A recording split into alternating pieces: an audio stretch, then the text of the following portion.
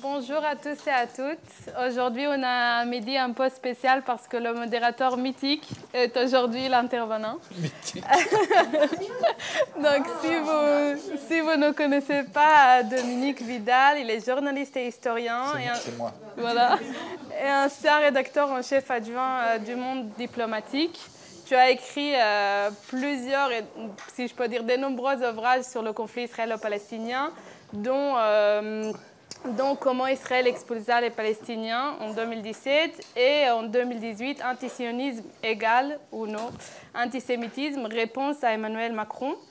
Et ton dernier ouvrage que tu viens tout juste de publier, pour lequel on est ici aujourd'hui, c'est Israël, naissance d'un État entre 1896 et 1949, que tu as publié ici à la bibliothèque de l'IREMO et qui est disponible juste derrière et sur le site de l'Harmattan. Donc aujourd'hui, on est le 28 novembre. Il y a 27 jours exactement ont eu lieu les dernières élections législatives israéliennes, les 5e en 2 ans et demi.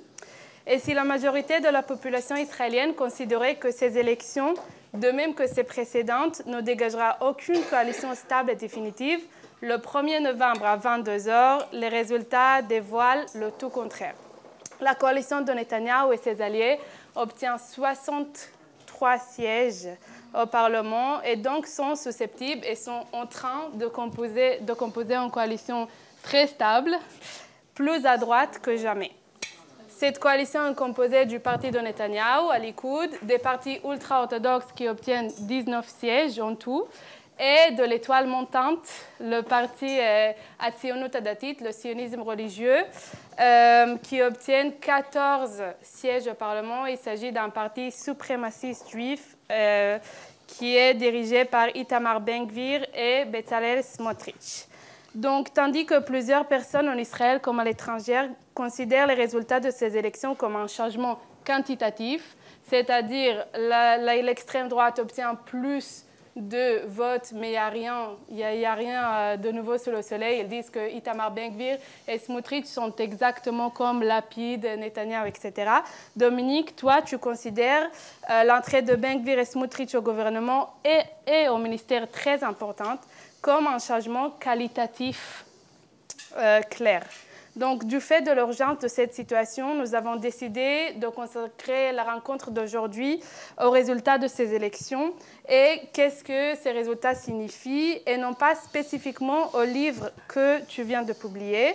Cela dit, moi je considère, et Dominique, je pense que toi aussi, que pour mieux comprendre pourquoi ce changement est si important et vraiment qualitatif, il faut obligatoirement réfléchir à l'histoire du pays, l'histoire du sionisme, la naissance de l'État et bien évidemment l'histoire de la Nakba que Dominique te présente clairement dans ton livre. Donc d'abord, tu vas nous présenter la situation actuelle en Israël au lendemain de ces élections qu'on peut considérer comme un vrai tournant. Et puis nous ouvrons la séance aux questions et là, ce sera l'opportunité de parler aussi de ton livre et son lien avec les événements actuels. Je t'en prie, Dominique. Merci, Nitzan. J'adore ton accent. Je peux pas le... Bien sûr que j'aurais aimé parler de mon livre, comme tout auteur qui fait un livre, on a envie d'en parler. Mais ça aurait été irresponsable de vous avoir tous réunis ici, notamment ceux qui étaient en Israël et en Palestine dans le groupe Le Voyage que nous avons organisé il n'y a pas bien longtemps, puisque nous étions sur place le jour des résultats des élections et des résultats des élections. Ce serait irresponsable de faire comme si il ne se passait rien, alors qu'il se passe quelque chose de majeur. Donc, prenons le temps de réfléchir sur les résultats des élections, ce qu'ils peuvent entraîner comme conséquence. Et puis, dans le débat, on pourra venir au livre s'il y a des aspects du livre qui peuvent éclairer la discussion. Alors, c'est toujours désagréable de dire ça, mais il arrive qu'on regrette d'avoir eu raison. Voilà. Moi, pendant plus d'1 an, j'ai écrit, y compris sur le site de l'IREMO, que la politique menée par le gouvernement Bennett-Lapid et ensuite Lapid, qui se présentait comme un gouvernement du changement, je vous le rappelle, n'en était absolument pas un, ou alors dans le sens du pire, c'est-à-dire que c'était la radicalisation de la politique menée par les gouvernements Netanyahou Ah, précédents. Donc, ouais, bah oui. et j'avais écrit, et j'ai écrit, on peut le retrouver sur le site de l'IREMO et dans d'autres articles aussi ailleurs, que le jour de l'élection, quand je ne savais pas que c'était Lapide, je disais à l'époque, Bennett et Lapide pleuraient pour avoir les voix arabes, eh ben, les Palestiniens d'Israël leur diraient: pourquoi voulez-vous qu'on vote pour vous?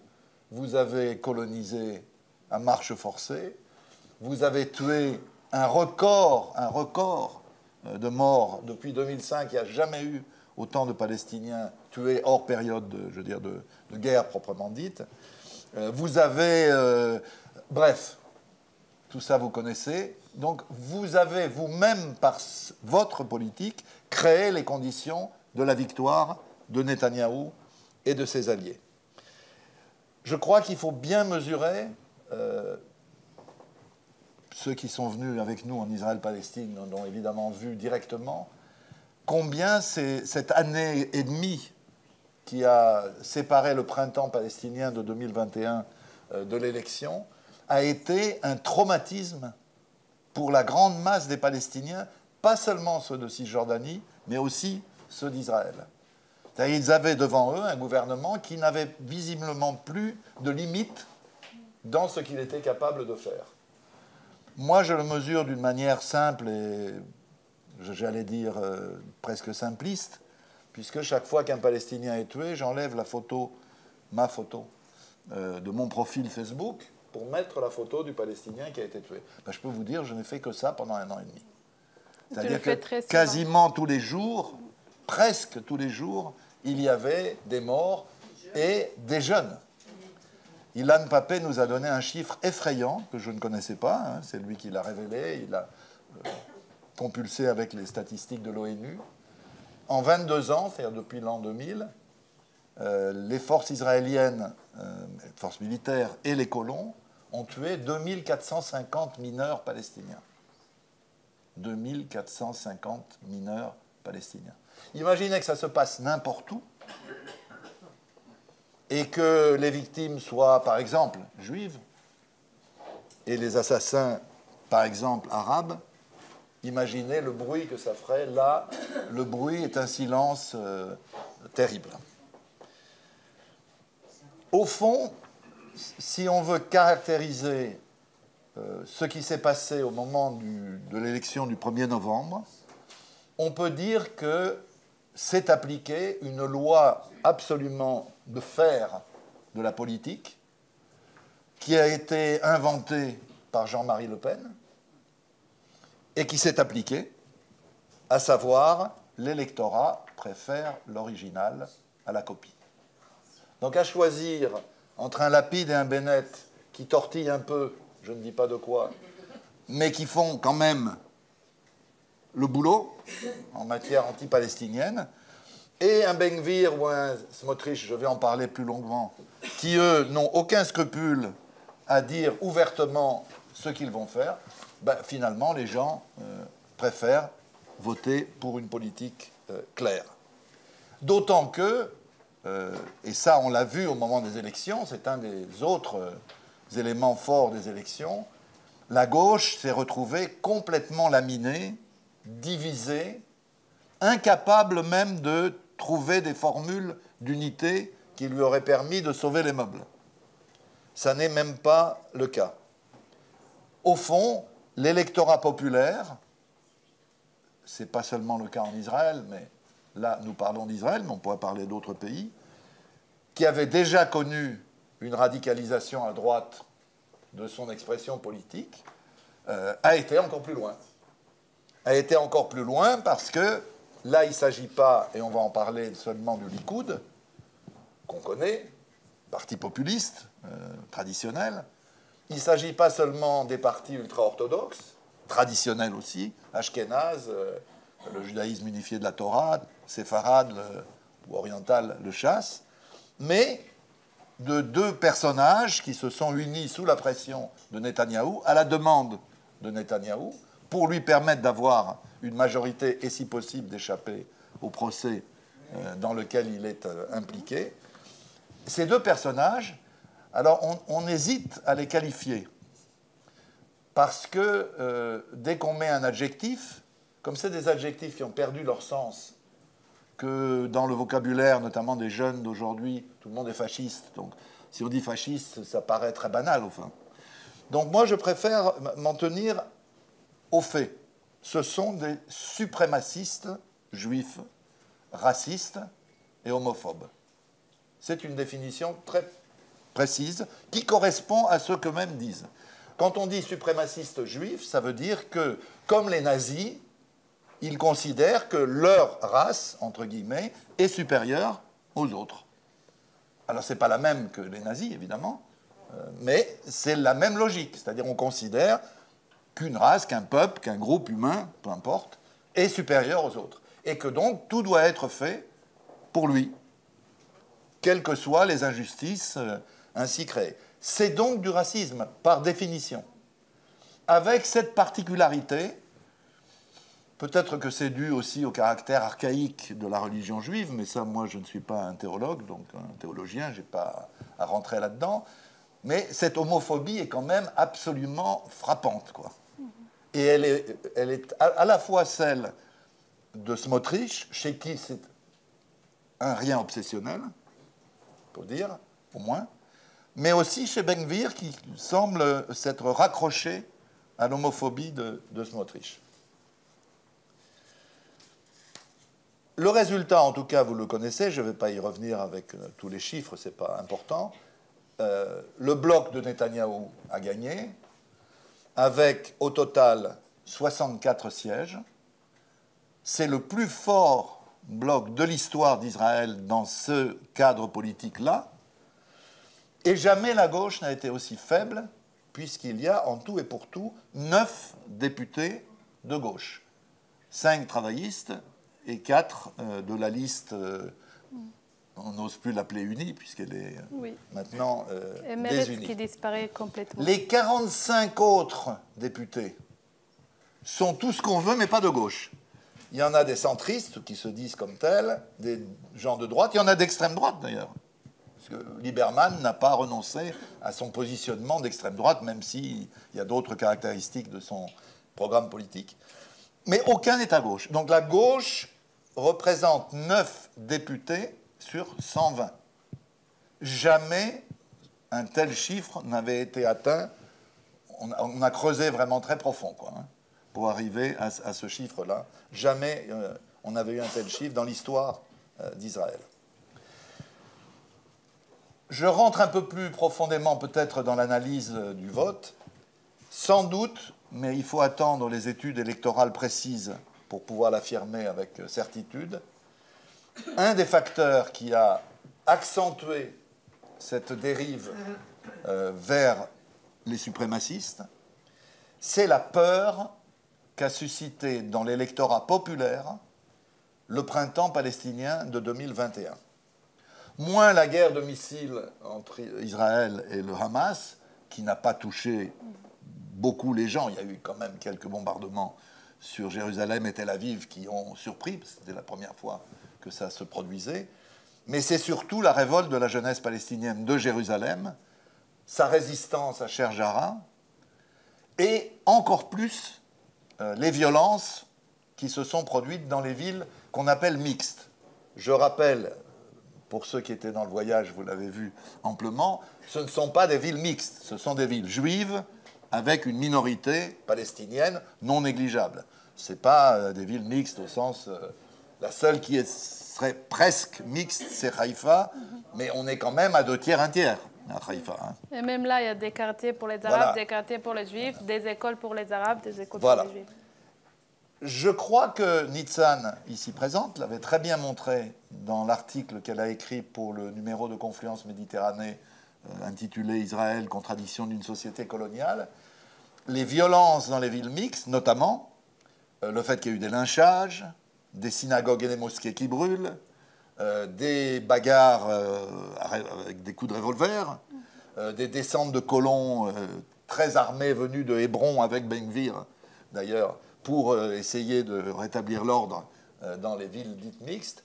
Tout cela a alimenté une campagne raciste sans précédent, que Nitzan, je le dis, est la seule à avoir analysé. Je n'ai lu nulle part ailleurs, je parle en français, d'articles montrant concrètement cette vague raciste. Et c'est vrai que ce mélange de peur et de racisme a sans doute, on le verra dans les études plus profondes que nous aurons, accentué la vague suprémaciste.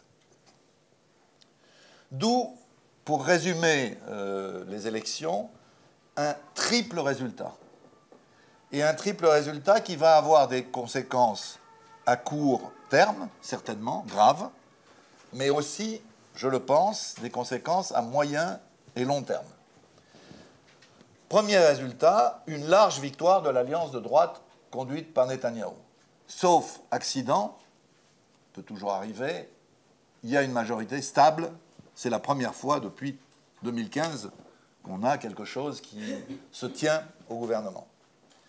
Deuxièmement, et cela on l'a senti sur place quand on y était avec le groupe, quelque chose de très exceptionnel, c'est pas seulement le résultat des suprémacistes, 14 sièges, c'est énorme, sur 120, c'est plus de 10% de la Knesset, mais c'est que maintenant Netanyahou est leur otage.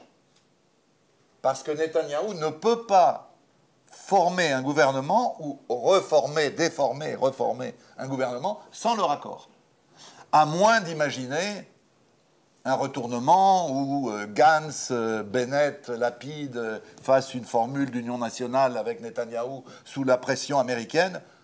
D'abord, c'est vraiment une hypothèse qui n'est pas fondée pour l'instant. Et puis, quand bien même, quelle serait la politique d'un tel gouvernement? On vient d'en avoir un de ce genre et on a vu quelle politique il a menée sans Netanyahou. Alors on imagine avec ce que ça veut dire. Il y a une troisième caractéristique du vote du 1er novembre qui était complètement ignorée dans les commentaires français, tout ce que j'ai pu lire au retour du voyage, c'est la relance du projet théocratique. C'est-à-dire on était dans une période où les partis ultra-orthodoxes avaient été chassés du gouvernement à la précédente élection, où les 2/3 des Israéliens s'exprimaient de sondage en sondage de manière plus massive pour une forme de séparation de la synagogue et de l'État, pour un mariage civil, pour un divorce civil, pour l'ouverture des magasins, des transports le samedi, pour etc., etc. Je ne vous fais pas le détail, je vous renvoie au numéro de Confluence où ces choses étaient détaillées. Là, au contraire, le projet de la majorité de Netanyahou, mais en particulier des suprémacistes, c'est de revenir à la charge pour rendre plus dure la mise en œuvre par les institutions étatiques de la loi juive, de la loi religieuse juive, de la halakha. Donc on va aller au sens contraire de ce qu'attendent les 2/3 des Israéliens. Ça fait partie des contradictions du vote. Alors c'est vrai, vous l'avez sûrement lu, parce que là, les journalistes qui étaient peu informés pour le reste s'étaient très informés de cet aspect-là. Ben Gvir, dans les dernières semaines de la campagne, a essayé d'améliorer son image.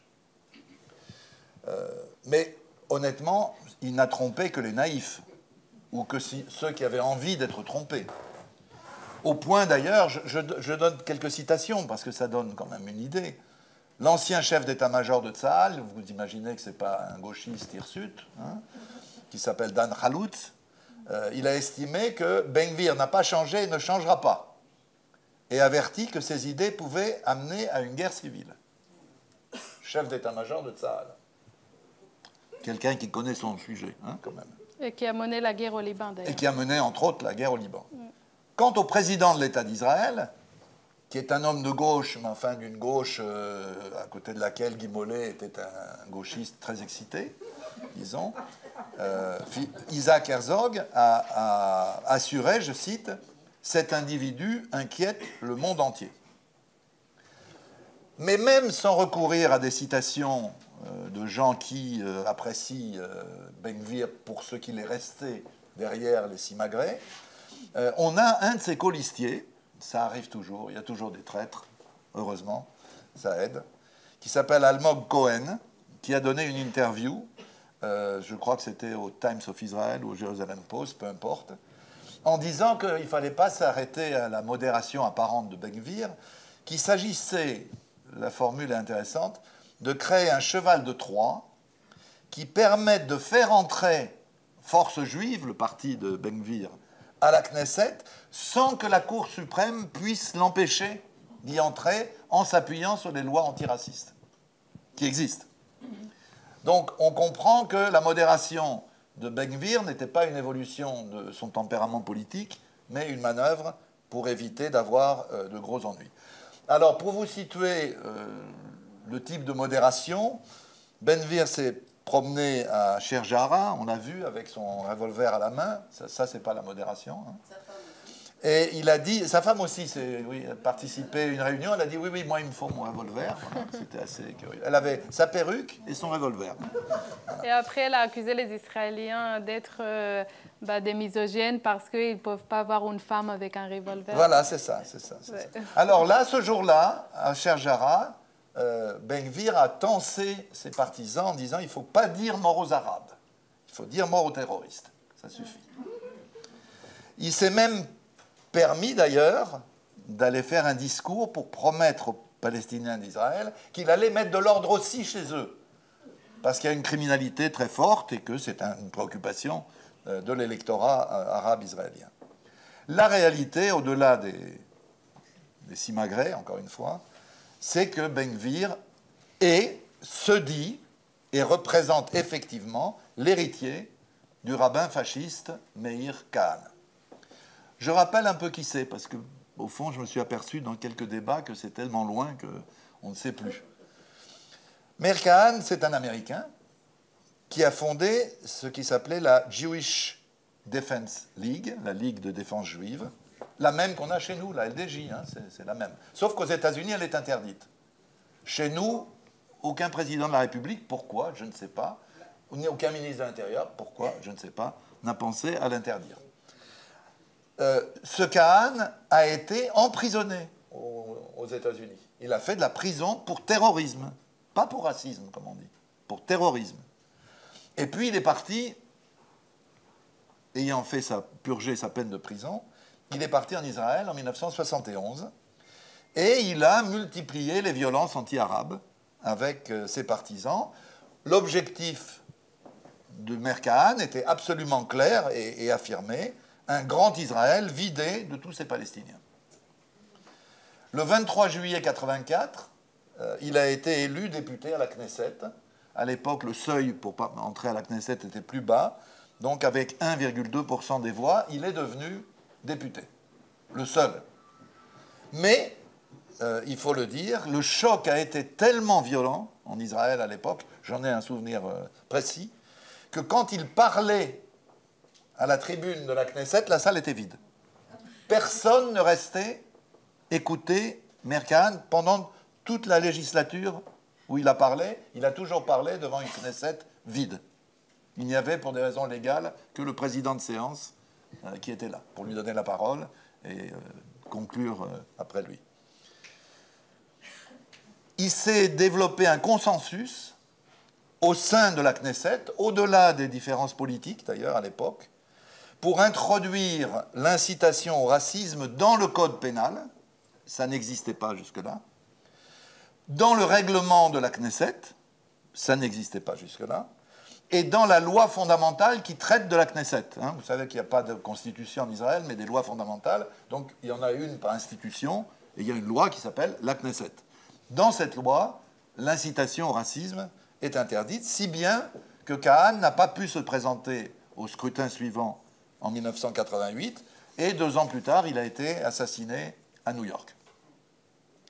Mais les partis qui se réclamaient de lui, le parti Kach, on peut le traduire par ainsi, ou c'est comme ça, voilà, Kach. Oui. Et Kach Chai, donc une fois que Kach était interdit, on a créé Kach Chai, Kach est vivant, ont poursuivi leurs actions violentes, notamment dans les colonies de Cisjordanie. Finalement, le 23 mars 1994, les 2 partis ont été interdits par la Knesset. Ils le sont toujours, hein, d'ailleurs. mais interdits ou pas interdits, ils vont inspirer énormément de gens.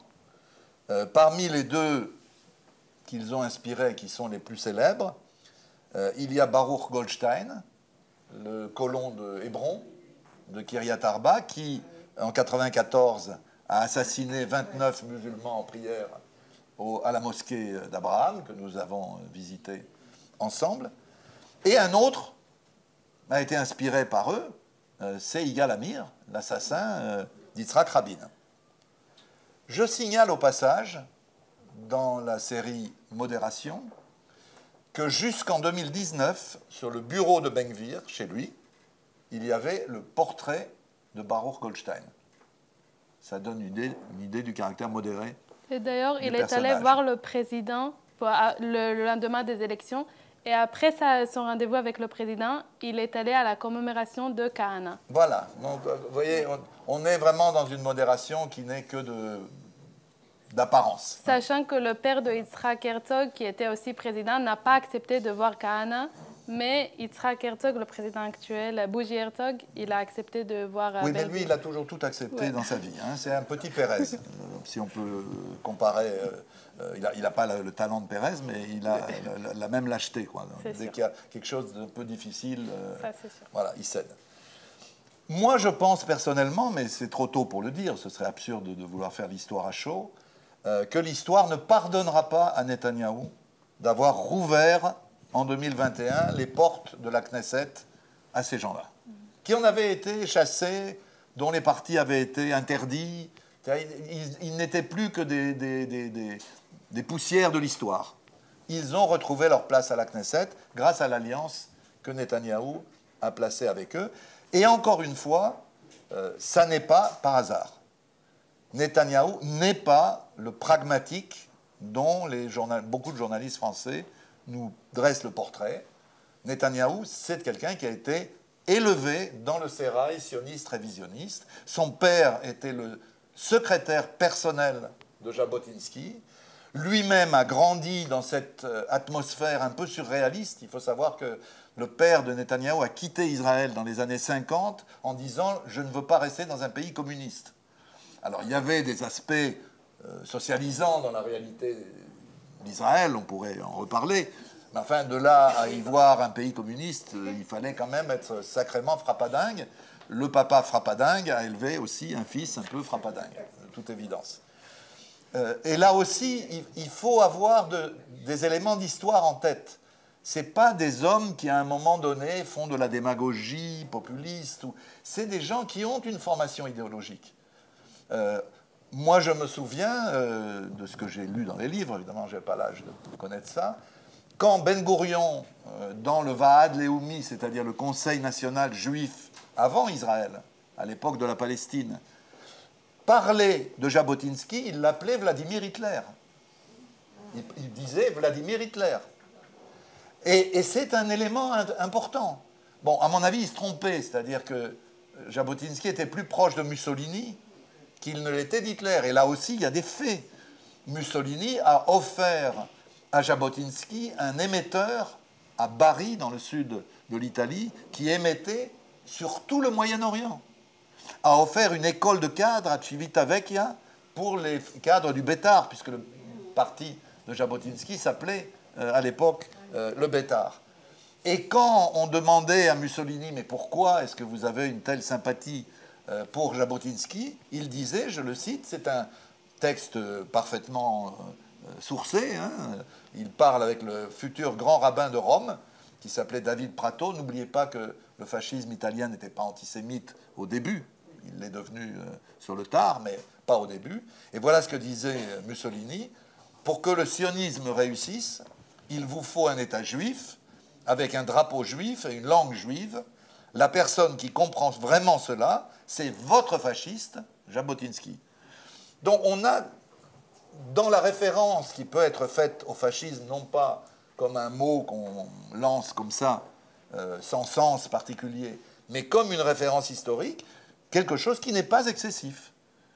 Dans le sionisme révisionnisme, il y a un attachement au fascisme de l'époque, pas au nazisme, au fascisme de l'époque, qui explique aussi qu'à un moment donné, un Netanyahou, au-delà des combines politiciennes, puisse faire une alliance avec des suprémacistes comme Ben Gvir ou Smotrich. Il faut savoir que Ben Gvir, je passe sur les détails, a été condamné à de nombreuses reprises, a fait de la prison à de nombreuses reprises pour terrorisme, pour racisme, pour provocation. C'est un homme qui, jusqu'à à sa jeunesse, enfin au moment de son adolescence, a été, imaginez, refusé par l'armée qui n'a pas voulu de lui pour le service militaire parce qu'il était trop dangereux. En Israël, c'est rare. Hein, très rare. on peut faire la liste de ceux qui ont été refusés par l'armée comme trop dangereux. C'est un homme qui a toujours dit qu'il fallait chasser les Arabes d'Israël. Il s'est prononcé encore récemment pour la, entre guillemets, récupération de Gaza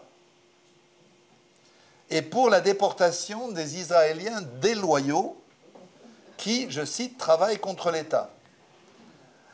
On était là-bas quand il y a eu cette déclaration, c'était la veille, je crois, et j'ai été vérifié de qui il parlait. Les Arabes déloyaux, je me suis dit, c'est les Arabes qui sont déloyaux, bien sûr. Non, non. Il a cité un député juif, Ofer Kassir, qu'il a défini comme devant être chassé. Et parmi les Arabes qu'il faut chasser, il y a Ayman Odeh, le leader de la liste unie. C'est-à-dire, il y a quand même une conception, là encore, fasciste, du fonctionnement des institutions.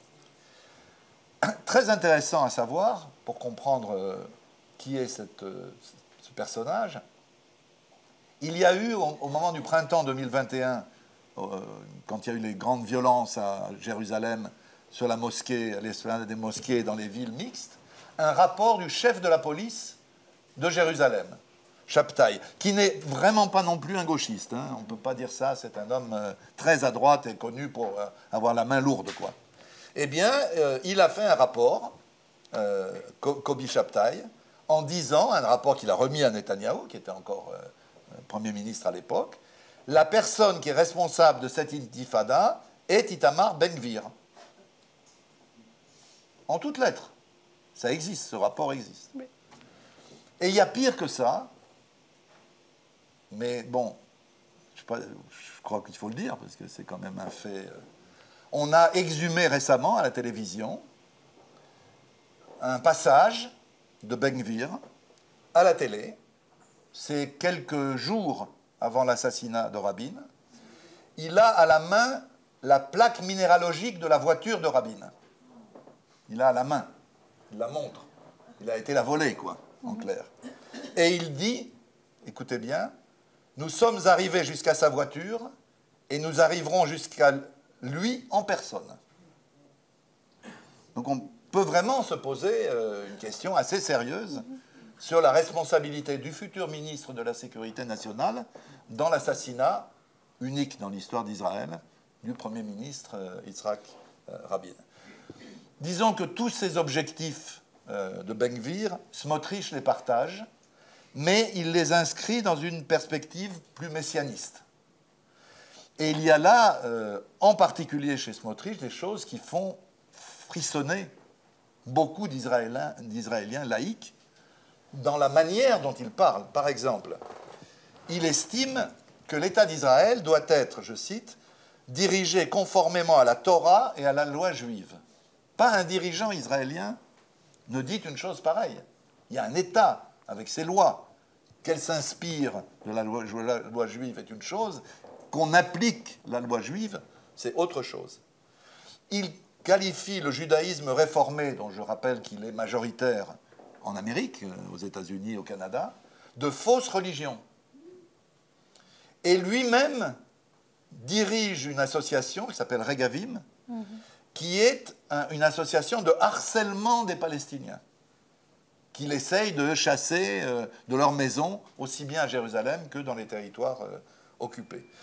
Il y a une forme d'émulation entre les deux personnages qui se détestent parce que chacun veut avoir le leadership sur le sionisme le religieux, mais quand même, le résultat, c'est une émulation, notamment dans un des projets qu'ils ont les uns et les autres, l'un et l'autre, mis en avant, qui est l'interdiction des partis arabes, dont Smotrich a dit qu'ils étaient le danger, je cite, principal pour notre sécurité. Alors, chez Smotrich, il y a des aspects où on hésite s'il faut prendre au sérieux ou dire que le personnage est fou, mais méfions-nous des fous, parce qu'ils ont été au pouvoir dans les années 30 et on sait comment ça s'est terminé. Mais par exemple, il a fait un scandale, Smotrich, parce que sa femme avait accouché à côté d'une femme palestinienne à l'hôpital. Et il a dit, pas seulement il a fait un scandale, mais il a dit, il est naturel que ma femme ne veuille pas être allongée à côté de quelqu'un qui a donné naissance à un bébé qui pourrait vouloir assassiner son bébé dans 20 ans. Extraordinaire, le truc, rien talmudique dans la complication du raisonnement, mais bon, c'est dit, quoi. Et il y a l'aspect homophobe obsessionnel. Il a quand même réussi, après l'assassinat d'un participant à la Gay Pride de Jérusalem en 2015, à qualifier la Gay Pride, je cite, d'abomination et de parade bestiale. Voilà les deux hommes qui vont être l'un ministre de la Sécurité nationale, avant ça s'appelait Sécurité intérieure, là c'est national, et l'autre, on attend la formule exacte, mais il va être en gros en charge de tout ce qui concerne la Cisjordanie.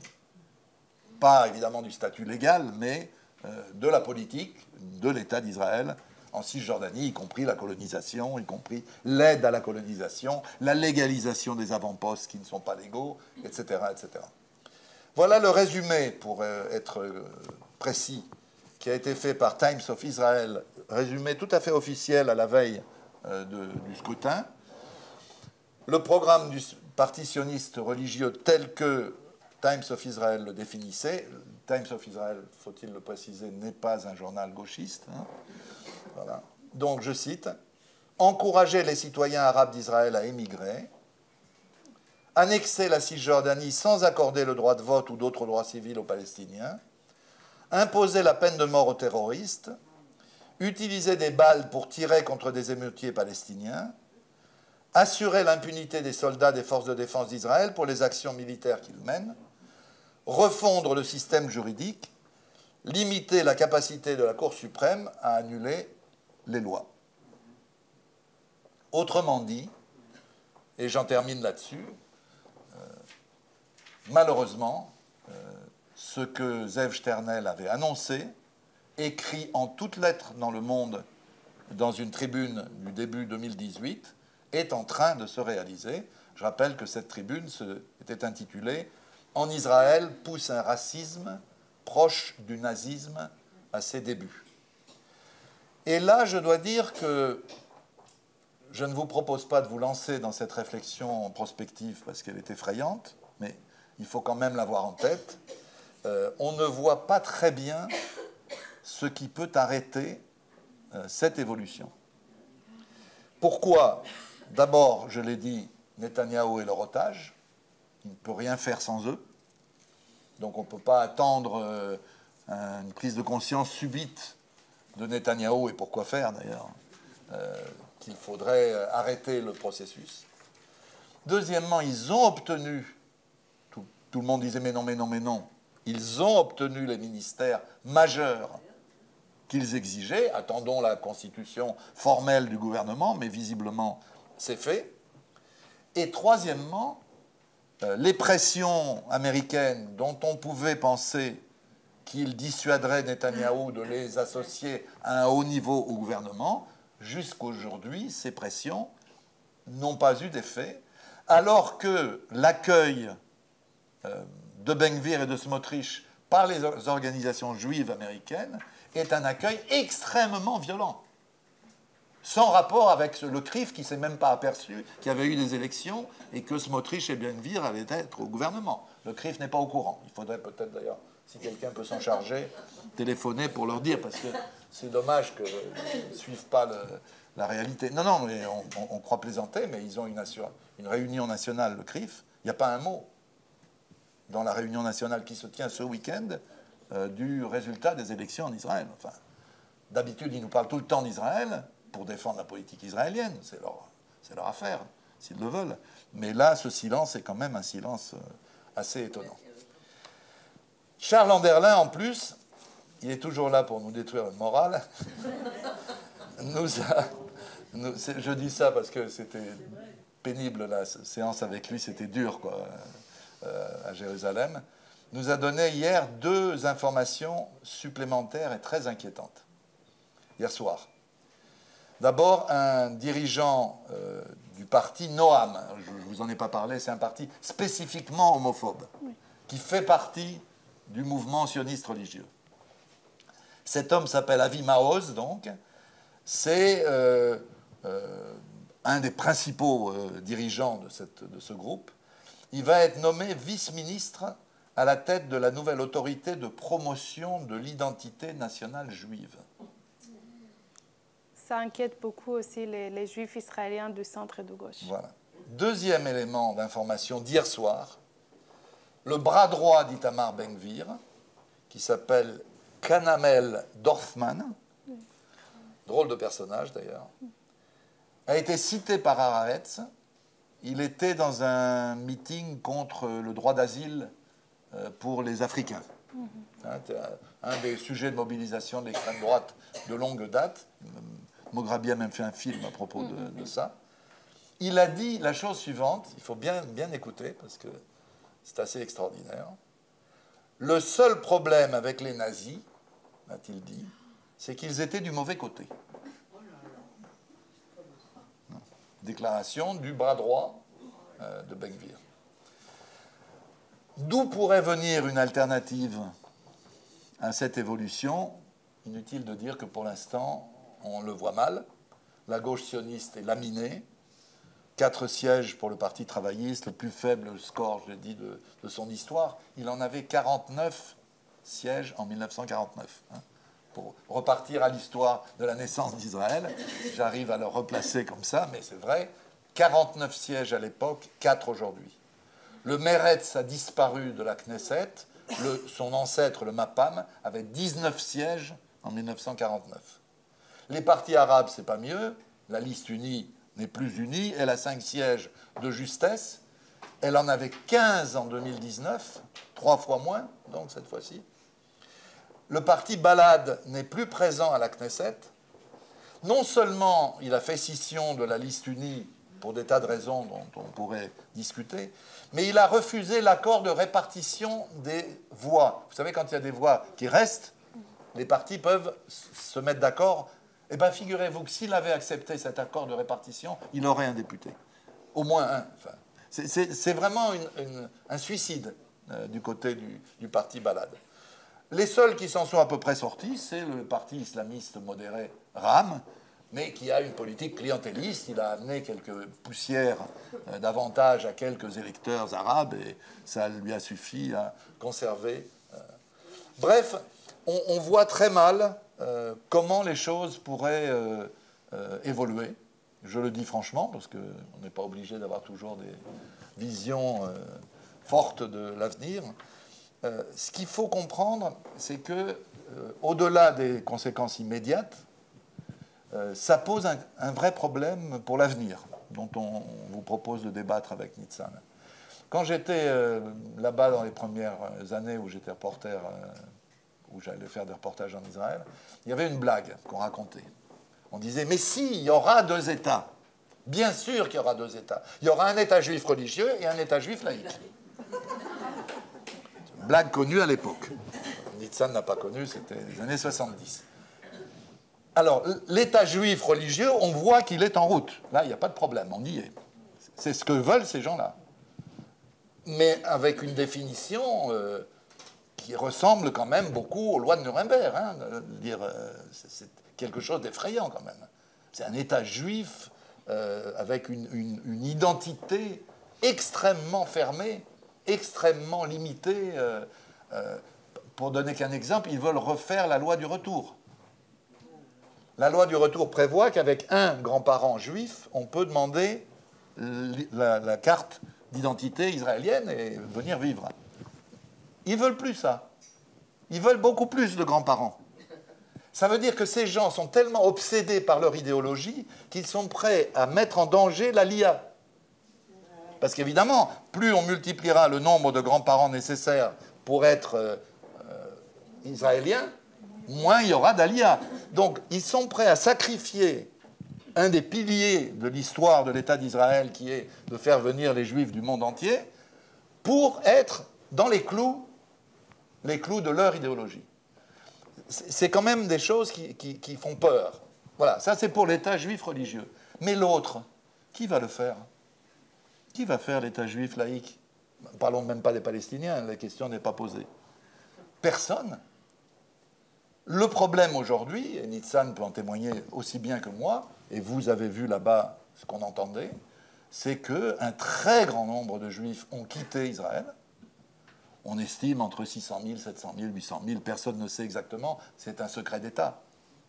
On connaît les chiffres de l'Aliyah, on ne connaît pas les chiffres de la Yérida, du départ. Mais on sait que plusieurs centaines de milliers de Juifs israéliens, citoyens Juifs israéliens, ne vivent plus en Israël. Ce n'est pas qu'ils soient en désaccord ou en accord, c'est qu'il y a un doute sur la pérennité de cet État. Il y a l'idée qu'il vaut mieux que mon fils soit à Berlin, ou à Rome, ou à Paris, plutôt qu'à Tel Aviv, et a fortiori dans les colonies, parce que là... Donc ce doute-là, est-ce qu'il ne va pas s'accentuer? J'ai entendu dire, moi, beaucoup d'amis, tout le monde s'est fourni un passeport de l'Union européenne. En Israël, dans les milieux, disons, qui ont financièrement la possibilité de quitter le pays, ce qui quand même limite déjà une partie. Mais l'idée, c'est, bon, ben, si c'est nécessaire, il faut pouvoir partir, quoi. Alors, il y avait une blague aussi dans les années 70, il paraît qu'à l'aéroport, il y avait marqué « Le dernier qui part éteint la lumière ». Mais on n'y est pas. Mais quand même, il se passe quelque chose dont beaucoup d'Israéliens laïcs témoignent. Et je veux dire, pour vraiment terminer, que ce qui frappe, qui fait beaucoup de mal, qui m'attriste moi personnellement, c'est que beaucoup de militants que j'ai connus, des militants très actifs, qui étaient les uns à B'Tselem, les autres à La Paix Maintenant, les autres à Breaking the Silence, des gens courageux qui ont fait des choses absolument formidables, qui ont été se battre sur le terrain en Cisjordanie, à Jérusalem avec les Palestiniens, ben, ils ne sont plus là-bas, quoi. Leur numéro de téléphone, c'est un numéro de téléphone européen. Et ça en dit long, pas seulement, c'est triste pour le combat lui-même, évidemment, mais ça en dit long sur voilà, le risque de se retrouver avec une espèce d'État ultra religieux, ultra nationaliste, ultra raciste, ultra militarisé, ultra puissant, et qui devient un danger, qui l'est déjà, hein, mais qui devient vraiment un danger majeur pour la paix dans la région et pour la paix mondiale. Voilà des réflexions qui ne sont guère joyeuses pour un lundi matin, un lundi midi, mais ça me paraissait nécessaire de les formuler, encore une fois, avec prudence. Attendons de voir comment le gouvernement va se constituer, attendons de voir comment les analyses vont être faites sur une base plus scientifique que d'appréciation politique. Mais voilà, on est dans une situation extrêmement inquiétante. Merci Dominique. Peut-être juste avant la séance des questions, je vais rajouter peut-être un autre fait inquiétant, si je peux me permettre. C'est que 20% des soldats ont voté pour le parti de Ben Gvir. Et un parti où un des membres du parti a dit « Un arabe qui jette une pierre sur un soldat, on balle dans la tête. Un juif qui jette une pierre sur un soldat, il faut l'éduquer. » Voilà, il a dit ça. Et ce qui est très inquiétant, c'est, on a vu ce qui s'est passé en 2016 avec Eleor Azaria. Et là, on sait qu'il y a 20% des soldats qui ont voté pour ce parti. Et on avait 2 histoires cette semaine des soldats qui ont frappé des militants de gauche. Et même, on voit un soldat qui dit très clairement « Ben Gvir va tout arranger ici. Votre histoire, c'est fini. » Donc, si on passe à l'avenir aussi, il faut penser à l'avenir de l'armée et de ces jeunes soldats qui se trouvent sur le terrain face aux Palestiniens, face aux militants de la gauche et de la gauche radicale. Et ça aussi, c'est très inquiétant. Donc, voilà, si vous avez des questions. Okay. Tu as présenté le schéma de la réalité sur le terrain est peut-être même pire que ce que tu présentes quand on a vu ce qui s'est passé il y a quelques jours à Hébron ou tous les jours ailleurs. Moi, j'ai une question qui me taraude. Je pense que tu n'auras pas de réponse, mais je la pose quand même. C'est comment expliquer qu'avec tout ce qui se passe en ce moment, avec ce gouvernement fasciste, raciste, et c'est surtout terrible, il n'y ait aucune réaction. Je ne parle pas des États-Unis, mais de chez nous, enfin de l'Occident, enfin de l'Europe, ni au niveau des intellectuels, ni au niveau des médias, ni au niveau des gouvernements, ni au niveau des institutions. Quand on voit la levée de bouclier qu'il y a eu pour Orban et pour Giorgia Meloni il n'y a pas longtemps, le fascisme, etc., et qu'il n'y ait même pas une réaction. C'est quand même, on est arrivé, tu parles de nazisme, on est arrivé à la porte du nazisme et personne n'en parle. Donc, je comprends cette impunité, mais quand même, on est arrivé à un point pratiquement de non-retour pour un avenir. Tu parlais aussi de ces jeunes, c'est vrai, on a vu plein de soldats qui étaient tous des jeunes quand on a été partout, et c'est ça l'avenir aussi. Quel avenir? Tous ces jeunes Palestiniens qui sont tués, personne n'en parle. Et c'est ça que je ne comprends pas. Comment est-ce qu'on est là, on est en train de crier pour Orban et on veut le coincer au niveau européen, au niveau des financements, etc. Meloni, on s'est dit, oh là là, c'est Mussolini, c'est la fille de Mussolini. Et personne n'en parle, ne serait-ce que pour en parler. Mais c'est ça et c'est ça aussi qui crée des réactions de radicalisation par ailleurs et de rejet. Donc c'est choquant, c'est tout. Voilà. Moi, je crois que c'est une question extrêmement compliquée et personne n'a de réponse parce qu'il faudrait accumuler les réponses de chacun ici et pas seulement ici pour cerner le phénomène. Il y a évidemment la toile de fond que tu dis toi-même, c'est que année après année, on s'est habitué à une impunité totale d'Israël, quoi qu'il fasse. Même quand il fait des choses épouvantables, parce que, rappelez-vous, cet été, l'agression haïtienne contre Gaza, c'est quand même des enfants qui sont morts sous nos yeux. Et on avait beau bouger, crier, faire des manifs, appeler et tout, ça ne bougeait pas. On sentait que ça... les gens avaient honte, mais dans les médias, hein, j'entends. Je ne parle pas des gens en général, évidemment. Donc il y a cette toile de fond. Ça, c'est indiscutable.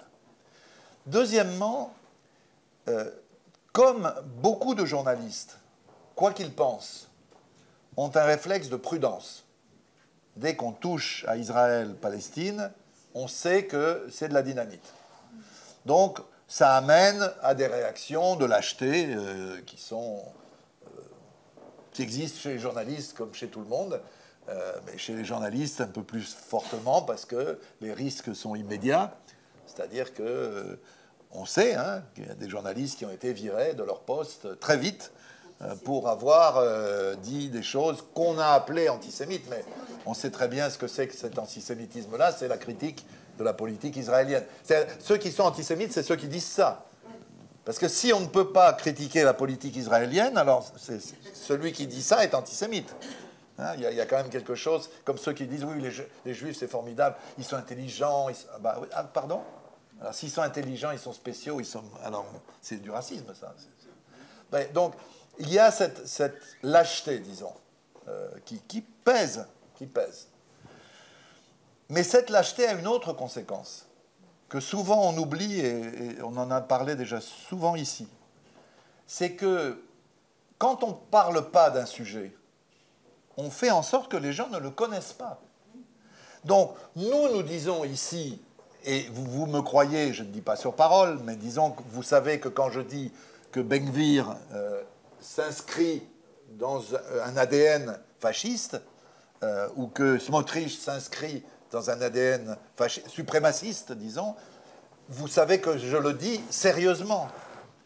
Mais pour les gens qui ne connaissent pas, ils ne prennent pas ça au sérieux. Ils ne savent pas. C'est pas qu'ils ne veulent pas, ils ne savent pas. Ils pensent que c'est... je ne vais pas citer de nom, parce que je ne veux pas être méchant avec les gens. En général, je suis plutôt quelqu'un de gentil, en général, disons. Mais j'ai même des amis, des gens militants, proches de nous, que je suis, Ils m'ont dit, oh arrête, tu exagères, c'est tous la même chose. De toute façon, Netanyahou, Lapid, Bennett, Ben-Gvir, Smotrich. Mais non, mais non, mais non. Et ça, dans cette attitude-là, il y a quelque chose d'un analphabétisme fondamental qui est lié à la méconnaissance.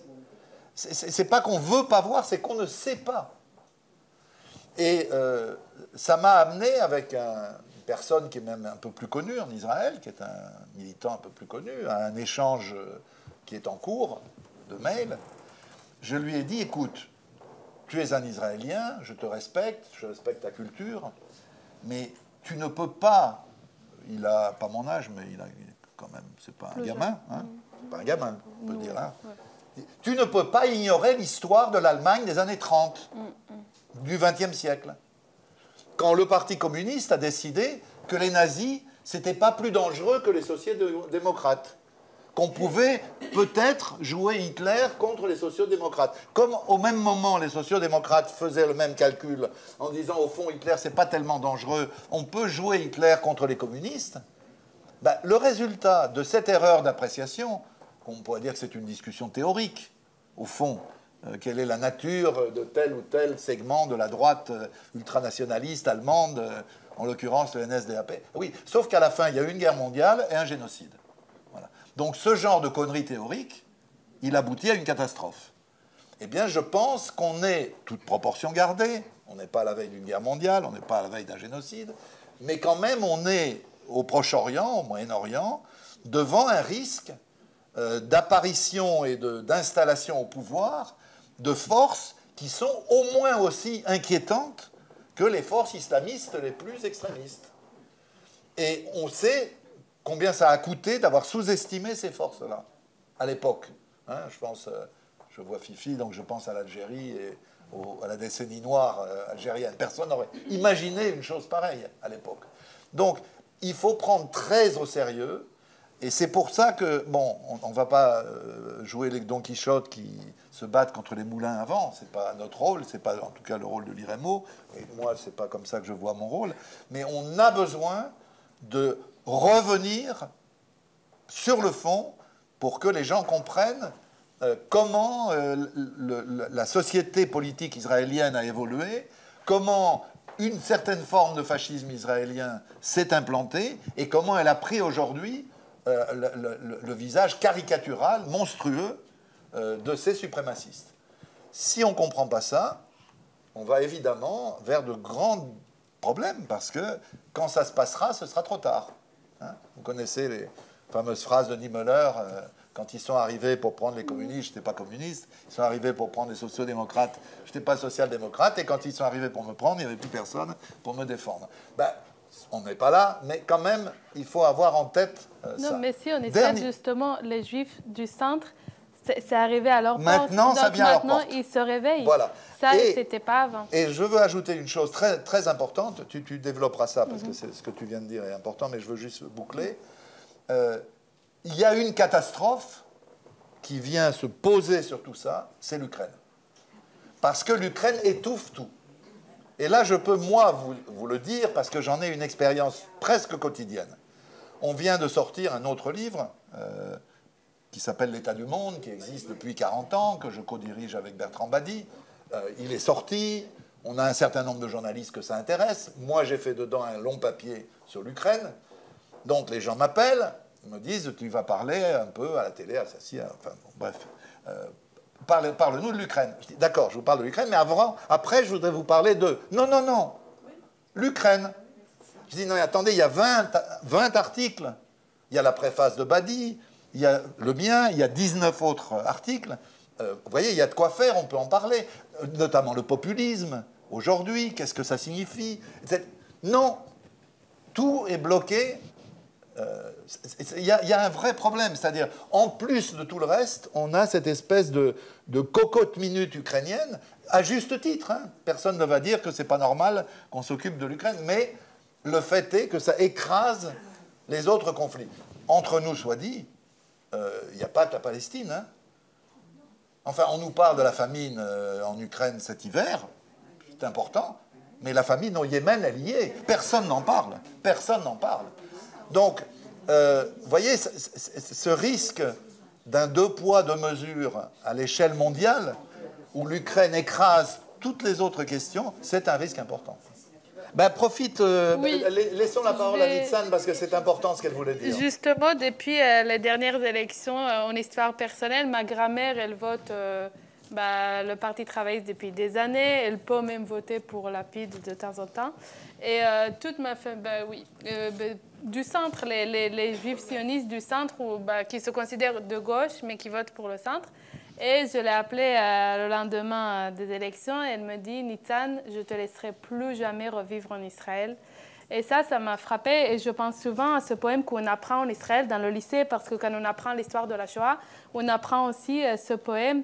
Et je me suis dit, voilà, enfin, tout ce qu'on dit depuis des années, c'est triste, mais c'est arrivé à leur porte. Maintenant, les Juifs du centre, comme de la gauche sioniste, comprennent ce qu'on veut dire depuis des années. Et ça, je ne sais pas si c'est quelque chose, c'est pas du tout optimiste ou quelque chose comme ça, mais c'est juste, ça montre à quel point la situation est grave et à quel point on ne peut pas comparer Ben Gvir et Smotrich à Lapid, à Netanyahou ou même à Bennett, qui lui aussi, on l'a considéré très radical pendant quelques années. Donc, pour moi, vraiment, la situation que tu décris à l'avenir, pour moi, c'est le maintenant. Mais mesurer quelle injustice ça porte en soi, cette situation. Parce que les Palestiniens, ils ne pourront pas partir. Eux, il faudra qu'ils meurent. Ils seront là pour mourir. Les Juifs pauvres,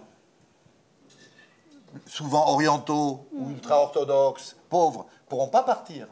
C'est-à-dire, le départ, ça n'est une perspective que pour les Juifs des couches moyennes, éduqués, qui ont de la famille quelque part, parce qu'on ne part pas non plus avec sa famille sans rien. Il faut avoir une autre nationalité, un autre passeport. Je ne veux pas trahir des secrets, mais les passeports, ça s'obtient légalement, puis parfois ça s'achète aussi, un passeport. Hein. C'est comme ça que ma famille s'est retrouvée en Europe, il y a plus d'un siècle, hein, parce qu'elle a acheté des passeports. Donc je veux dire, faut bien mesurer que derrière le drame global, il va y avoir plein de drames individuels, de drames familiaux, d'abord palestiniens, parce que eux, personne n'en veut, enfin, surtout pas ceux qui ici nous pas. Oh, vous vous rendez compte, l'Océan Viking, ils ont tous fait des crises cardiaques pour 200 personnes, mais quand ils auront des millions de réfugiés climatiques, ils vont faire quoi? Quand ils vont avoir des tonnes de Palestiniens qui veulent partir, parce qu'ils en ont marre de se faire tuer tous les jours, et quand ils vont avoir des Juifs pauvres qui vont dire « mais nous aussi, on voudrait partir », on est quand même dans une perspective, je ne dis pas que c'est pour demain, mais on sent quelque chose de qualitativement nouveau. Ce n'est pas simplement la gauche qui dit les libertés vont être en danger, la Cour suprême. Non, c'est plus que ça. C'est vraiment le risque de quelque chose d'insupportable. C'est la prochaine. D'insupportable. Pour les Palestiniens, mais aussi pour une bonne partie de la population israélienne. Oui, c'était un peu la même question que Fifi, ce d'autant que tu disais que les communautés juives américaines avaient cueilli le résultat de ces élections de façon très violente. Donc ça veut dire qu'ils y sont opposés. Donc ça veut dire que l'influence américaine sur Israël est en train de diminuer.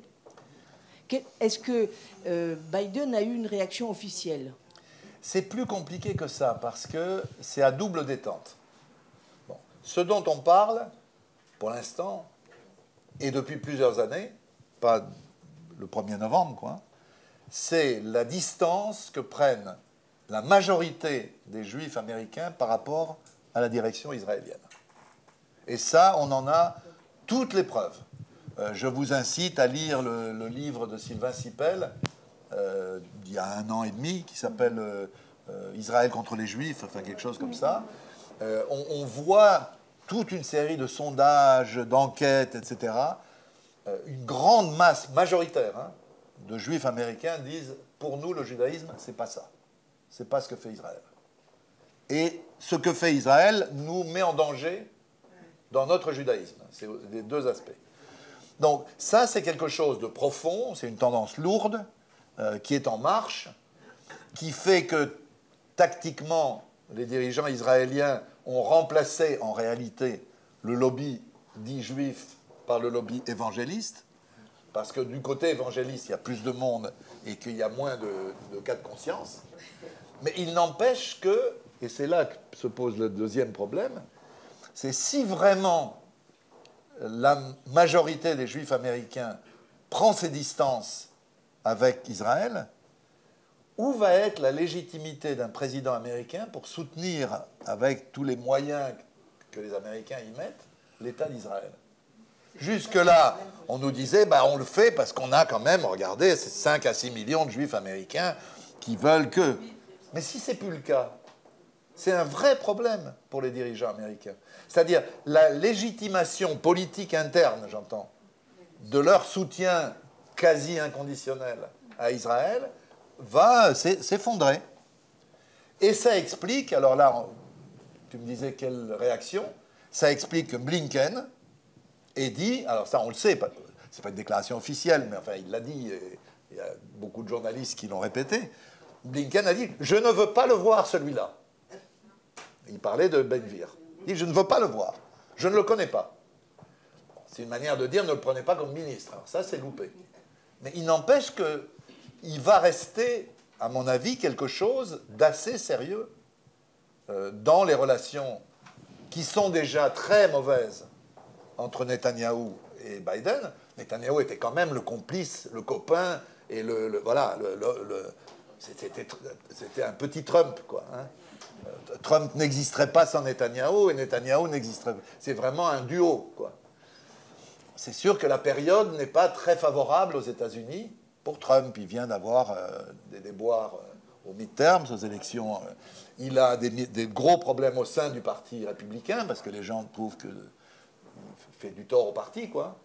Bref, moi, je crois qu'on peut avoir, c'est un des espoirs d'évolution, on peut avoir des réactions en chaîne, c'est-à-dire en partant de l'essentiel, à mon avis, c'est-à-dire le fait qu'une partie majoritaire, chez les jeunes, c'est ultra majoritaire, hein, des Juifs américains ne veulent plus entendre parler, enfin tournent le dos à Israël, quoi, en clair, que ça ait aussi des effets sur la politique américaine elle-même.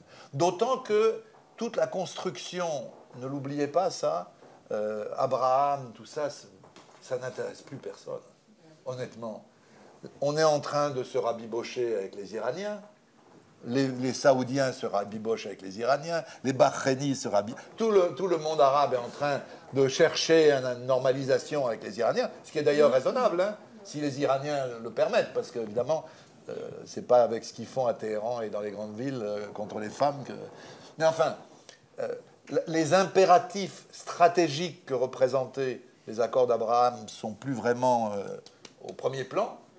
Et d'autre part, les intérêts qu'ont les dirigeants du Golfe à maintenir la relation avec Israël et avec les États-Unis, elle est aussi limitée par l'opinion publique. Je rappelle, parce que tout le monde l'oublie, que les seuls sondages sérieux dont on dispose sur l'opinion arabe et les accords d'Abraham, c'est qu'il y a 6% des Arabes qui sont pour les accords d'Abraham. Ça fait pas lourd. Hein. L'immense majorité ne sont pas contre la normalisation avec Israël, mais à condition que les Palestiniens y trouvent une solution de leurs problèmes.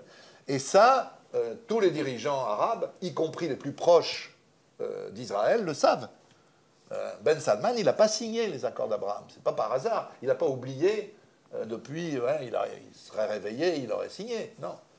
Il a dit clairement, si je signe, mon peuple me tue. Parce que lui, il a un peuple. Évidemment, les Émiratis, ils n'ont pas trop de peuple, etc. Mais là, il y en a un de peuple. Le peuple saoudien, c'est 30 millions de personnes. Donc, on ne peut pas faire sans. Donc, si vous voulez, tout ce jeu est un jeu complexe où les grandes avenues ensoleillées de Netanyahou et de Trump d'il y a 2 ans n'ont plus lieu d'être. Merci beaucoup. Vraiment, ce livre est absolument indispensable. Merci. Sur tous les détails de l'évolution des deux côtés, parce qu'on a tendance à lire d'un côté ou de l'autre. Et vraiment, j'ai découvert beaucoup de choses. Mais par rapport aux questions récentes et la possibilité qu'il y ait dans l'avenir un changement aux États-Unis, si c'est vrai que seulement 6% des Arabes soutiennent les régimes font des affaires. Et donc, toutes les alliances sont en train de se modifier, comme tu dis. Mais je dirais que jusqu'au moment où les Juifs qui sont contre cette évolution ressentent le besoin de se mettre vraiment dans la rue et que le régime américain a trop de raisons pour ne pas prendre une position très très forte. Et moi je crois que c'est derrière la politique étrangère américaine, il y a très peu de principes éthiques, on le sait. Litote, j'en sais quelque chose. Et donc, vraiment, je crois que Biden et Blinken, à qui je ne fais pas de confiance sur rien, Biden, très peu aussi, parce que les gros... Ça dépend de l'heure de la journée aussi. Hein. Oui, ça dépend. Le matin, un peu en pente douce vers le bas. Non, mais c'est-à-dire les enjeux qui sont derrière les prises de position, vraiment ne sont pas les choses qui puissent être influencées par ce qui est arrivé, à mon sens. Tout de suite, au moins. Écoute, Lucie, il faut dire, elle a la particularité qu'on a vécue tous en voyage, de poser des questions qui appellent des tiroirs et des tiroirs et des tiroirs. Alors, on ne sait plus comment faire. Il y a énormément d'éléments qui jouent dans ce que tu dis. D'abord, il y a un élément essentiel, on ne va pas le développer ici. Quelle est la politique américaine aujourd'hui? Je ne parle pas du Proche-Orient, je dis en général. Moi, je suis persuadé par l'analyse notamment qu'on a faite dans l'État du monde avec Bertrand Badi et les autres auteurs, parce qu'on a beaucoup travaillé, et puis on n'est pas les seuls, à l'IRIS, enfin, plein de gens travaillent là-dessus. Les grandes priorités de la politique américaine ont changé. La seule chose qui les occupe du matin au soir et du soir au matin, c'est la Chine. Tout le reste est secondaire. Et quand ils prennent des positions très précises et très fermes sur une autre question, c'est souvent en fonction de la Chine. L'exemple on en a parlé quand on était là-bas, je crois. Pourquoi est-ce que Biden, malgré l'opposition des Israéliens, a continué à chercher la possibilité d'un accord sur le nucléaire iranien? C'est pas pour faire plaisir aux Iraniens, évidemment. C'est pas pour déplaire aux Israéliens, bien sûr que non. C'est parce que sinon, les Iraniens vont aller à Pékin. Or, les Iraniens vont à Pékin.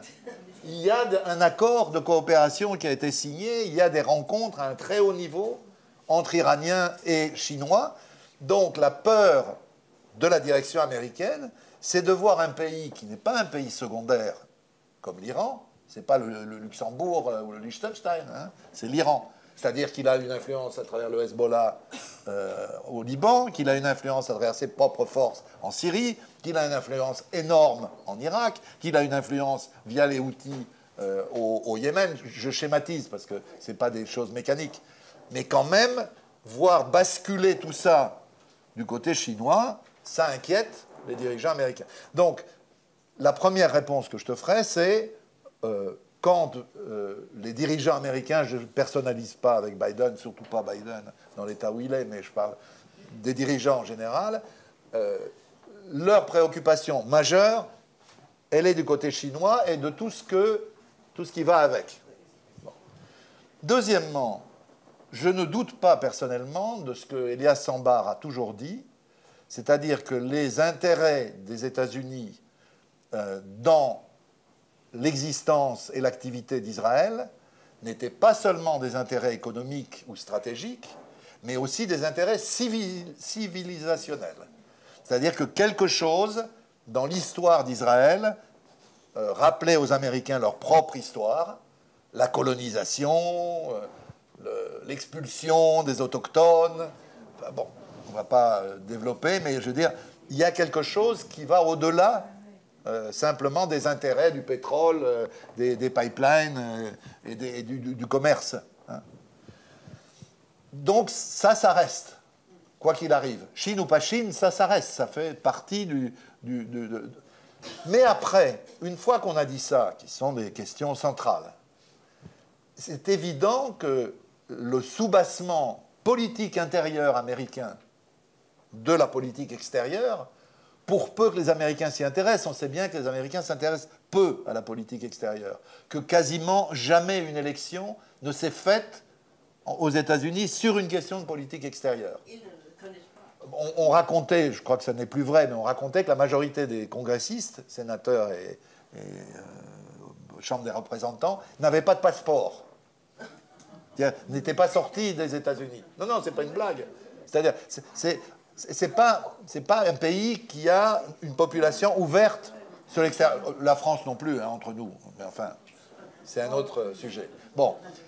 Donc, si vous voulez, c'est pas central, mais quand même, le fait qu'un dirigeant américain puisse dire « Ok, Israël, ça nous coûte cher, mais quand même, ça nous aide à maintenir l'ordre au Proche-Orient pour aller vite. » Et ça répond à l'attente du peuple américain, c'est pas sans importance. Or, si les Juifs n'en veulent plus, si une grande masse d'Américains disent Israël ras-le-bol, et c'est le cas, hein, regardez la popularité d'Israël, elle s'est effondrée, hein, sur une longue période, c'est impressionnant. C'est quand même quelque chose qui, je crois, ruine lentement, mais sûrement, les bases d'une politique pro-israélienne inconditionnelle, comme on l'a connue. Donc je crois que tout ça n'est pas gravé dans le marbre, tout ça est en évolution avec des données. Alors, dernier point, excusez-moi parce que ça a l'air très bizarre de mettre ça au milieu, mais quand même, il y a un problème religieux aussi, spécifique. Les Juifs américains, pour des tas de raisons, ont des formes de religiosité très ouvertes. Leur judaïsme est un judaïsme ouvert.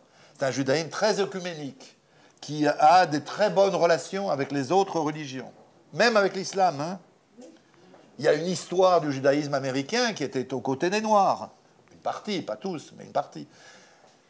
Et là, voilà que ce judaïsme ouvert, c'est-à-dire en termes légaux, conservateur et réformé, ce judaïsme est attaqué avec une violence inouïe par les nouveaux suprémacistes israéliens, qui disent « c'est pas des vraies religions, c'est des fausses religions, on n'accepte pas les conversions, on ne veut pas accepter... » Vous êtes des juifs conservateurs ou réformés, vous n'avez pas le droit de venir en Israël. Il faut être orthodoxe. Et pour être orthodoxe, il faut être converti devant des instances orthodoxes. Tout ça, croyez-moi, pour des communautés juives qui ont encore un lien avec leur propre religion, même s'ils ont moins de lien avec Israël, c'est quelque chose de grave. Ce n'est pas un détail, c'est une espèce de mise en... Comme s'ils étaient, eux, des mauvais juifs par rapport aux bons juifs que seraient Ben-Gvir et Smotrich. Ça va faire des ravages. Ça va faire des ravages.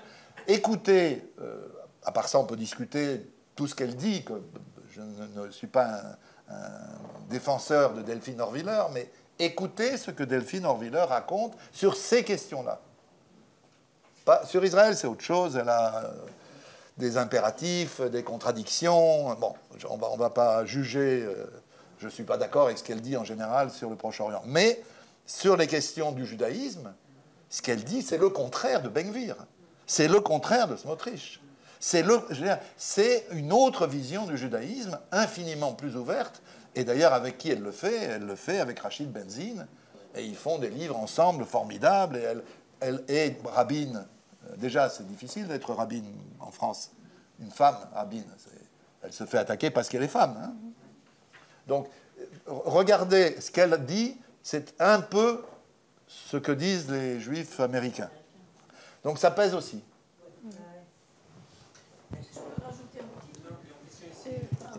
Micro d'abord.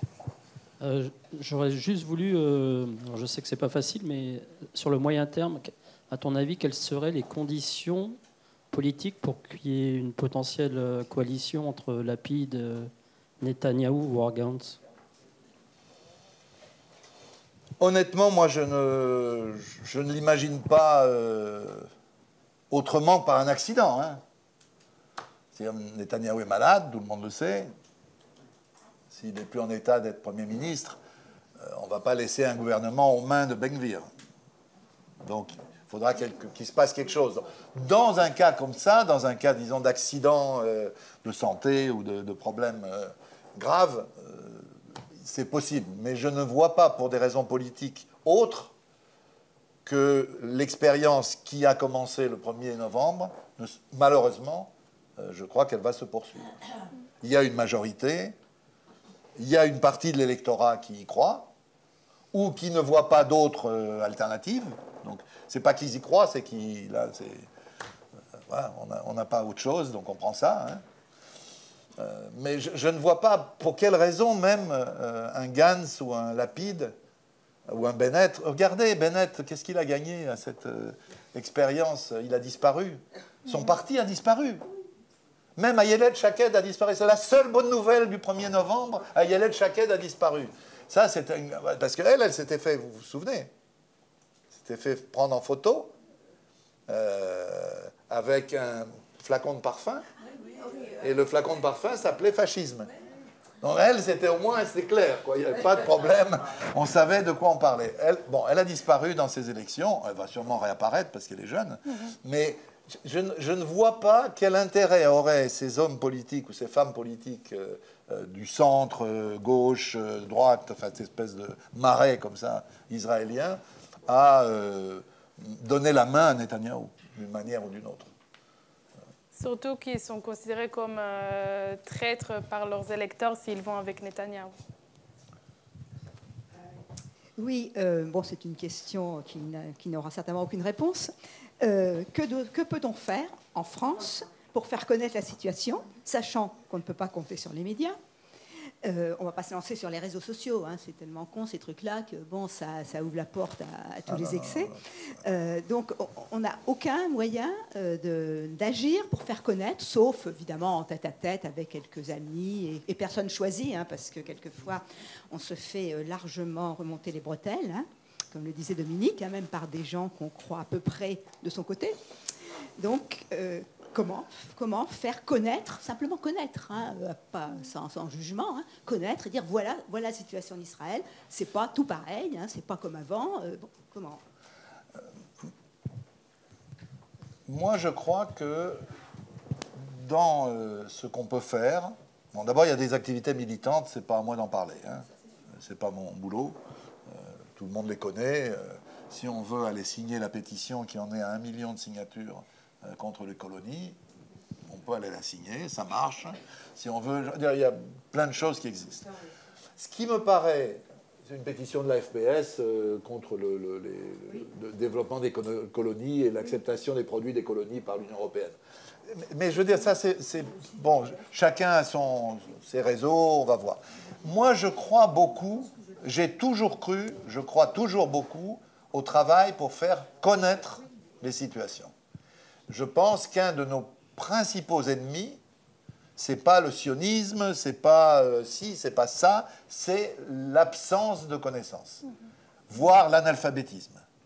Parce que quand les gens ne savent pas, qu'est-ce qu'on peut leur faire faire? Rien.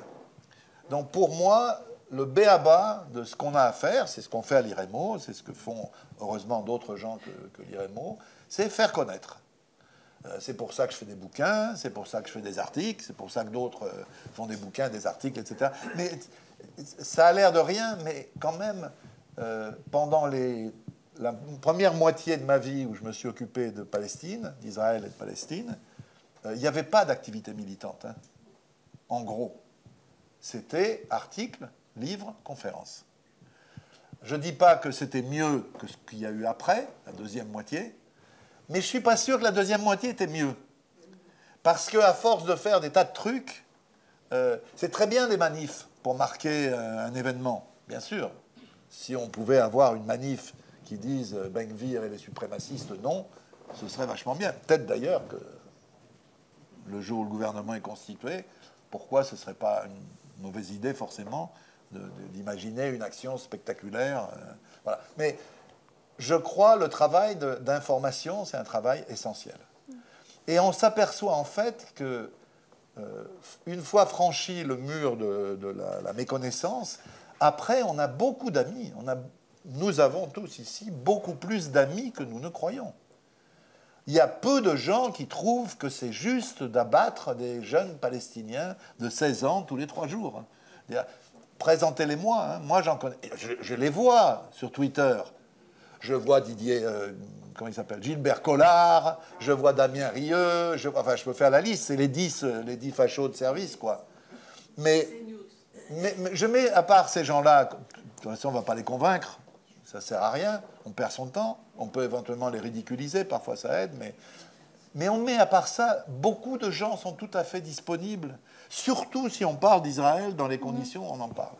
Donc moi, personnellement, les propositions que je vais faire pour ce qui est de l'IREMO, et puis on verra ce qu'elles deviennent, c'est d'essayer d'avoir dans les mois qui viennent plusieurs initiatives communes entre l'IREMO et des organisations juives attachées au caractère démocratique, au caractère laïque, au caractère pluraliste. Ça, j'y crois. Ça, c'est très important. Pas pour les convaincre ou qu'ils nous convainquent, mais pour qu'on travaille ensemble, qu'on réfléchisse ensemble comment avancer. De la même manière, je crois qu'il y a un effort à faire pour qu'un certain nombre de jeunes doctorants, de jeunes en master ou en doctorat, se mettent sur ces sujets-là. Qu'on ait plus de monde. On n'a pas assez de monde parce que c'est pas à la mode, parce que c'est pas bien vu, parce que les profs n'aiment pas trop. C'est comme les journalistes, les profs. Ils préfèrent pas avoir des sujets qui leur font des ennuis ensuite. Là aussi, on a besoin d'avoir plus de personnes qui s'investissent dans ces sujets, non pas par militantisme, mais pour comprendre, pour faire comprendre et faire comprendre. Voilà. Un mot juste sur les réseaux. J'aimerais, je n'arrive pas à me faire comprendre, donc ou bien j'ai tort, ou bien je m'y prends mal. On ne peut pas tout mettre dans le même sac. C'est comme Netanyahou, Ben-Gvir et Smotrich et Bennett. C'est pas tout pareil.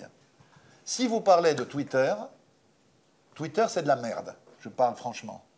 C'est-à-dire, c'est un lieu où de toute façon on n'a pas plus de 200 signes pour exposer une idée, on s'insulte, les gens s'énervent, ça n'a strictement aucun intérêt, sauf si on prend du plaisir à le faire. Moi qui adore la polémique, ça, parfois le soir, ça me fait plaisir de coincer tel ou tel de ces abrutis. Voilà. Mais, je le dis franchement, hein, personne n'a entendu, mais je ne mettrai pas du tout Facebook dans le même... voilà. Parce que Facebook, on peut en faire n'importe quoi. On peut y raconter c'est les recettes de cuisine de sa grand-mère, on peut y raconter le jardin qu'on a fait, on peut raconter les vacances, tout ça. Mais on peut aussi en faire des pages d'information. Moi, c'est ce que j'essaye de faire dans la mienne, mais il y en a plein d'autres. Et ça devient un lieu. Moi, j'ai quand même 5000 amis, 13 000 abonnés. C'est des gens qui viennent chercher des articles. Moi, j'écris pas tout ça, hein, bien loin de moi. Mais je fais connaître des articles pas connus. Donc ça, j'y crois beaucoup. Ça fait partie pour moi du travail. Et puis, il y a une dernière chose qu'on n'a pas dit. Il faut acheter mon livre.